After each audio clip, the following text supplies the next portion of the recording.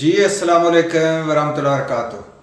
2025 चढ़ चुका, नया साल आपको भी मुबारक, आपके सब प्यारे चाहने वालों को मुबारक।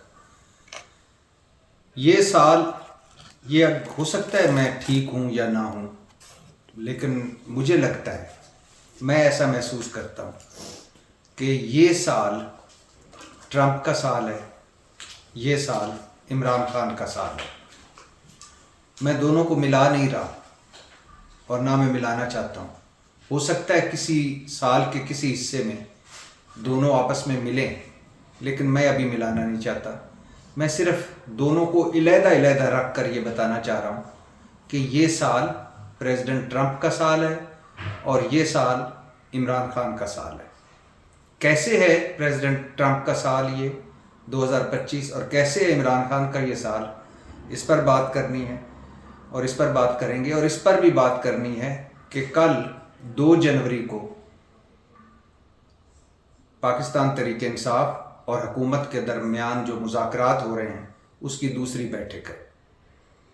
और इसके साथ साथ आज इस पर भी बात करनी है कि 2025 में पाकिस्तान को और हमें बहैसियत मुल्क और बहैसियत कौम हमें किन बड़े बड़े चैलेंजेस का सामना है, किन बड़े बड़े मसाइल का सामना करना पड़ सकता है या हम करेंगे और हमें क्या करना होगा, इस पर बात करनी है। लेकिन सबसे पहले बात कर लेते हैं जो मैंने अभी कहा कि 2025 ट्रंप का साल है और 2025 ही इमरान खान का साल है। वैसे तो एक मैं आपको बड़ी मज़े की बात बताऊं कि 2024 को जब हम देखते हैं, 2024 जो आज़ाद अदलिया ख़त्म शुद्ध का साल था, जो मैंडेट के कत्ल का साल था, जो चादर चारदीवारी तकद्दुस की पामाली का साल था, जो बुनियादी इंसानी हकूक़ के ख़ात्मे का साल था, जो वोट की इज़्ज़त की बेतौकीरी का साल था, जो पार्लियामेंट के वो जो एक इज़्ज़त का भरम है उसके ख़त्म होने का साल था, और जो नफ़रत और तकसीम का साल था, और जो सियासी अदम इस्तेकाम का साल था। दरअसल ये साल अगर पूरे पाकिस्तान को देखें, बल्कि जहाँ जहाँ पाकिस्तानी हैं उन सारों को मिलाकर देखें, तो ये साल इमरान खान का साल था। इमरान खान पूरा साल 2024 एंटी इमरान खान सियासत होती रही और हामी इमरान खान सियासत होती रही। एक वक्त था कि भुट्टो हम एंटी भुट्टो और हामी भुट्टो सियासत होती थी। फिर एक वक्त आया जब एंटी नवाज शरीफ और हामी नवाज शरीफ सियासत होती थी। फिर एक वक्त आया जब एंटी बेनज़ीर भुट्टो और हामी बेनज़ीर भुट्टो हुकूमत और सियासत हुआ करती थी। उसके बाद भुट्टो तो अल्लाह को प्यारे हो गए और उनकी असल पार्टी भी अल्लाह को प्यारी हो चुकी है, तो आसिफ अली जरदारी की पार्टी है। लेकिन उसके बाद आसिफ अली जरदारी से लेकर बिलावल भुट्टो और नवाज शरीफ से लेकर मरियम नवाज तक बज़ाहिर सारे इक़्तिदार में हैं, लेकिन सियासत से सारे इर्रेलेवेंट हो गए हैं। अब मुल्क में सियासत हो रही है एंटी इमरान और हामी इमरान, और ये साल इमरान खान का साल था। इस साल सब के सब इमरान खान को चुप कराने में लगे रहे और नवाज शरीफ को बुलवाने में लगे रहे। इमरान खान चुप नहीं हुए और नवाज शरीफ बोले नहीं। सन 2024 इस साल नवाज शरीफ पाकिस्तानी सियासत पर इतना भी नहीं बोले जितना आखिरी महीने में दिसंबर में रिचर्ड ग्रेनल साहब हमारी सियासत पर बोल गए। और 2024 से 2025 में आने से पहले चंद मुबारकबादें भी मैं देना चाहूँगा। पहली मुबारकबाद बुग़्ज़े इमरान में अदलिया की बेतुकीरी करने वाले फ़ाइज़ ईसा काजी को मुबारक कि उन्होंने बुग़्ज़े इमरान में फ़ैसले दिए और मुल्क को बुरहानों में धकेले रखा। फार्म 47 पर वज़ीर आज़म बनने वाले शहबाज शरीफ को मुबारक। और अब तो शहबाज शरीफ एक जापानी मॉडल भी ले आए हैं कि जब भी आप ने इस्तिजाज करना हो तो काम भी जारी रखें और हल्की सी کریں اور کام جاری رکھیں. یہ ابھی اس پہ بعد میں بات کرتے ہیں. بہرحال فارم 47 پر وزیر اعظم بننے والے شہباز شریف کو مبارک, ریحانہ ڈار سے سیٹ لے کر حلف اٹھانے والے خواجہ آصف کو مبارک, یاسمین راشد سے سیٹ لے کر حلف اٹھانے والے نواز شریف کو مبارک. اور نواز شریف صاحب کو تو کئی مبارکبادیں دینی ہیں, ڈیل کر کے جانے اور پھر ڈیل کر کے ملک واپس آنے, اور یاسمین اون چودھری کو ووٹ ڈالنے, صدر زرداری کو صدر بنوانے اور یاسمین راشد سے سیٹ لے کر حلف اٹھانے پر نواز شریف کو مبارکباد. اور پھر یہ اس سال عدت میں نکاح جیسے گھٹیا کیس میں مدعی بن کر اپنی 5 بچوں کی ماں کو, یعنی جو بیوی تھی, یعنی اپنی 5 بچوں کی ماں جو سابقہ بیوی کو سر عام رسوا کرنے پر خاور مانیکا کو مبارک. بہت ساری مبارکبادیں بنتی ہیں لیکن یہی کافی ہیں. ہاں, چیف الیکشن کمشنر سکندر سلطان راجہ صاحب کو بھی مبارک. 2024 2023 2022 کمال کے سال انہوں نے گزارے ہیں. اللہ انہیں لمبی زندگی دے. تاریخ میں ان کا نام جن حروف سے لکھا جائے گا وہ ان کو بھی پتہ ہے اور ہمیں بھی پتہ ہے. اب آتے ہیں اپنے موضوعات پر. پہلا موضوع وہی کہ یہ سال ٹرمپ کا سال ہے 2025, اور یہ سال عمران خان کا سال ہے. پریزیڈنٹ ٹرمپ کا سال اس لیے ہے کہ وہ 20 جنوری کو حلف اٹھائیں گے اور پھر اگلے 4 سال, یعنی 20 جنوری سے لے کر اگلے 4 سال اس دنیا میں امریکہ یعنی سپر پاور چودھری امریکہ کا صدر 47واں صدر پریزیڈنٹ ٹرمپ ہوگا. غیر روایتی صدر اور غیر روایتی سیاستدان, کچھ بھی کر سکتے ہیں اور کچھ بھی کرنے کی صلاحیت رکھتے ہیں. اور پریزیڈنٹ ٹرمپ جو ایک الیکشن جیت کر, صدر بن کر, دوسرا ہار کر اور مقدمے بھگت کر, گرفتار ہو کر, رہا ہو کر بڑی مشکل سے اس مرحلے تک پہنچے ہیں.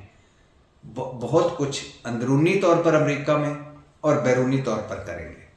لہٰذا سارا یہ 2025 سے لے کر 2028-29 تک ٹرمپ ہوتی رہے گی. 2025 مجھے لگتا ہے عمران خان کی رہائی کا سال ہے. کوئی انہونی نہ ہو جائے, کوئی معجزہ نہ ہو جائے, کوئی بات بہت ہی نہ بگڑ جائے تو وہ علیحدہ بات ہے, لیکن مجھے لگتا ہے کہ 2025 عمران خان رہا ہو جائیں گے, ضمانت پر رہا ہوں گے. امریکہ سے دباؤ پڑے گا, ڈیفینیٹلی پڑے گا, پوری دنیا سے دباؤ پڑے گا ہر گزرتے دن کے ساتھ, لیکن عمران خان پر اس وقت 9 مئی کے کیسز ہوں گے, GHQ حملہ کیس سمیت, اور 190 ملین پاؤنڈ کیس ہوگا, تو شاکانہ کیس ہوگا. اگر ان ساروں میں سزا ہو بھی جاتی ہے, اور جو ہونی ہے نیچے عدالتوں میں ظاہر ہے ہونی ہے, تو اوپر آ کر یہ سزائیں ختم بھی ہو سکتی ہیں, کیس اڑ بھی سکتے ہیں. اور مجھے لگ رہا ہے کہ عمران خان ضمانت پر رہا ہو جائیں گے 2025 میں. کب ہوتے ہیں اس حوالے سے کچھ کہنا قبل از وقت ہے.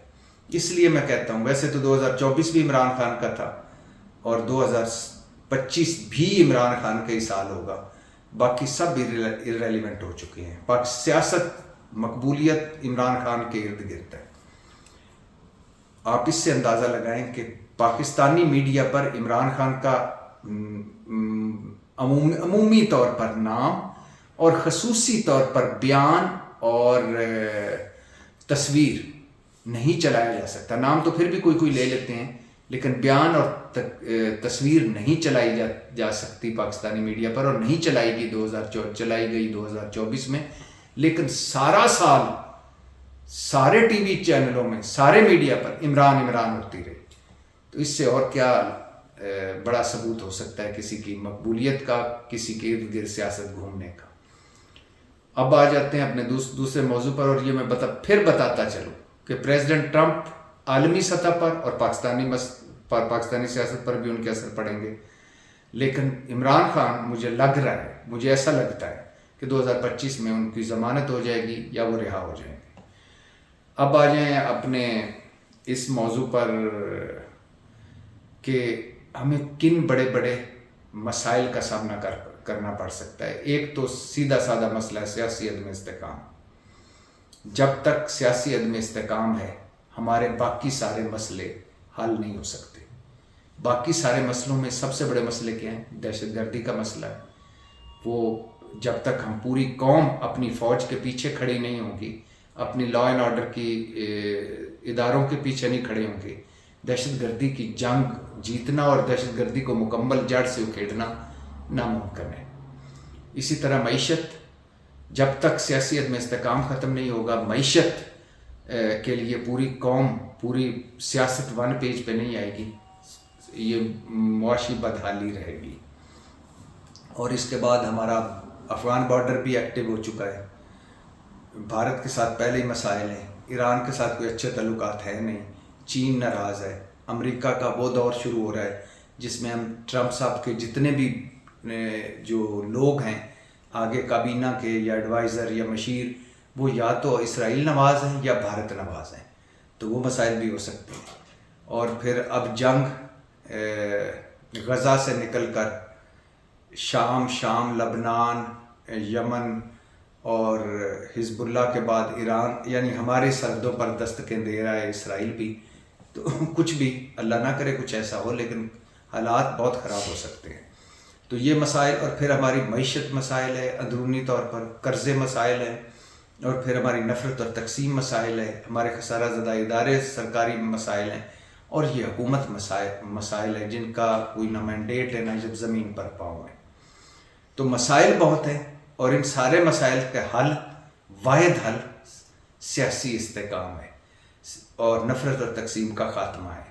اور ان سیاسی استحکام تبھی لایا جا سکتا ہے جب آپ تحریک انصاف کے ساتھ انگیج کریں گے، بیٹھیں گے اور بات چیت کریں گے، مذاکرات کریں گے، اور ایک پیج پر کچھ معاملات پر ہوں گے. اور جب میں مذاکرات کی بات کروں تو آخری موضوع ہمارا ہے کل بیٹھک ہے دوسری حکومت اور پاکستان تحریک انصاف کے درمیان. بظاہر مجھے اس میں کچھ بھی بریک تھرو ہوتا نظر نہیں آ رہا. مجھے لگ رہا ہے یہ مذاکرات برائے مذاکرات ہیں، بیٹھ کے بظاہر بیٹھ کے ہیں، بات چیت برائے بات چیت ہے. لیکن میں اس حق میں ہوں کہ یہ بات چیت جاری رہنی چاہیے، سیاسی ٹیمپریچر نیچے آنا چاہیے، نفرت اور تقسیم کم ہونی چاہیے. اور آج کل یا پرسوں جب بھی آپ نے چیزیں ہونی ہیں، سارا کچھ وہ مذاکرات کے ذریعے ہونا ہے. تو مذاکرات بہت ضروری ہیں، بات چیت بہت ضروری ہے. اب اس میں اسٹیبلشمنٹ، حکومت اور پاکستان تحریک انصاف 3 فریق ہیں. ان 3 فریقوں کا ایک پیج پر آنا ضروری ہے. 9 مئی 8 فروری 2024 کا الیکشن پاکستان تحریک انصاف کو سیاسی سپیس دینا، من گھڑت اور جعلی مقدمے، گرفتاریاں، کریک ڈاؤن، پرچے، اور اس کے علاوہ معیشت، دہشت گردی، اور اس کے علاوہ بہت سارے مسائل ہیں جن پہ بات چیت کی ضرورت ہے، جو حل ہونے چاہیے. اور پھر 26 نومبر بھی ہے جب حکومت نے گولیاں ماری، گولیاں چلائیں، اور آج تک نہیں حکومت بتا سکی کہ گولی کیوں چلائی. اچھا، اور مزے کی بات ہے، پہلے حکومت نے کہا، عطا تارڑ بولے کہ نہ گولی چلی ہے، نہ کوئی زخمی ہوا ہے، نہ کوئی مرا ہے. پھر خواجہ آصف بولے گولی تو چلی ہے، لیکن وہ علی مین گنڈا پور کے اپنے گارڈز نے اپنے ورکروں پر چلا دی.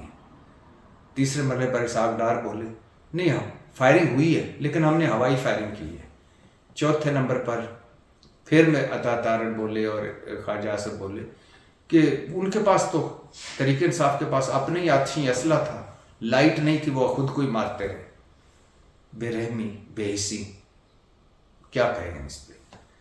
بہرحال بہت سارے مسائل ہیں، بہت سارے مصائب ہیں، بہت سارے پلسرات ہیں جنہیں عبور کرنا ہے. اور یہ عبور ہو سکتے ہیں خلوص نیت سے، ایک ایک قدم سارے فریقوں کے پیچھے ہٹنے سے، میں جھوٹی ضدیں، جھوٹی انائیں ختم کرنے سے، ملک اور قوم کا سوچنے سے، اور بیٹھنے سے. بڑی رکاوٹیں ہیں. کسی وقت بھی یہ مذاکرات دی اینڈ ہو سکتا ہے، اللہ نہ کرے ایسا ہو، لیکن بہرحال انہیں جاری رہنا چاہیے، بات چیت ہوتی رہنی چاہیے. اور عمران خان نے NRO لینا ہوتا، ڈیل کرنی ہوتی، ڈھیل لینی ہوتی تو اب تک باہر ہوتا. عمران خان روایتی سیاستدان ہوتا تو اس وقت اقتدار میں ہوتا، جیل میں نہ ہوتا. لیکن عمران خان یہی اس کی اسٹرینتھ ہے، یہی اس کی ویکنس ہے.